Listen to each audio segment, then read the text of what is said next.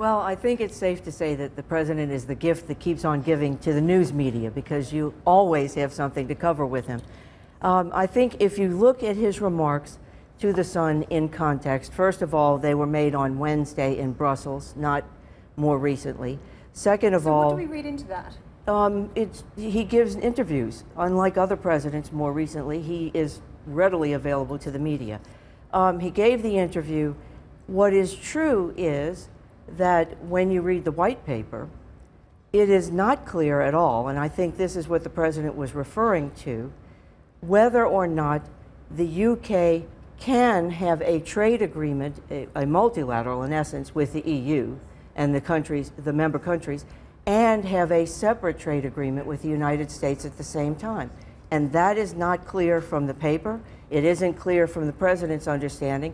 It isn't clear from my understanding. But that cropped up all along. That was going to be quite challenging to be striking trade agreements where the UK might have to change some of its arrangements to fit in with another country. I mean, that was quite clear, I think, to many of us from the outset after that blueprint was released.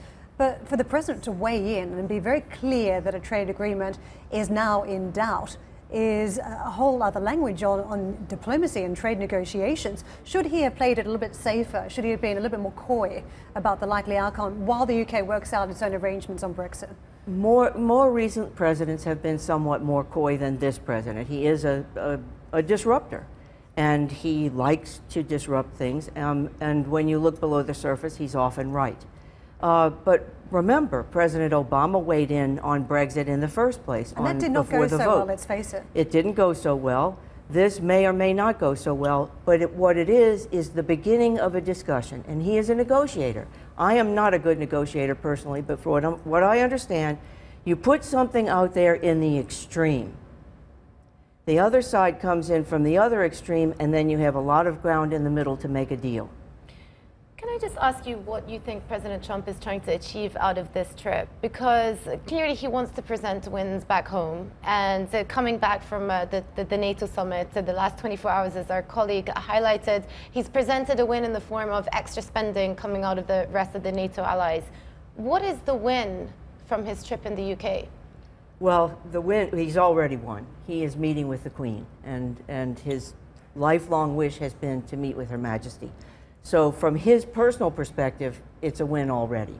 But that's a win with voters too, isn't it? Because we've seen the coverage around Meghan Markle marrying Prince Harry, and that's been quite popular back at home. So now for the president to meet with the Queen, this does also carry some weight back home with voters. Oh, absolutely. And what we understand about our president now is it's always been said all politics are local. With this president, all politics are personal. So it's a personal meeting for him with Her Majesty.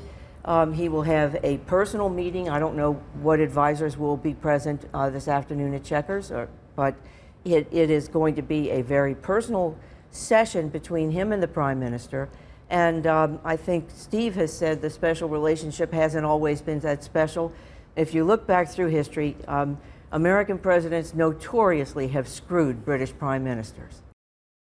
Hey everybody, it's Hadley Gamble from our new CNBC Middle East Bureau in Abu Dhabi. Thanks for stopping by. Now to watch more, you can try one of the videos that just popped up on your screen. And don't forget to subscribe.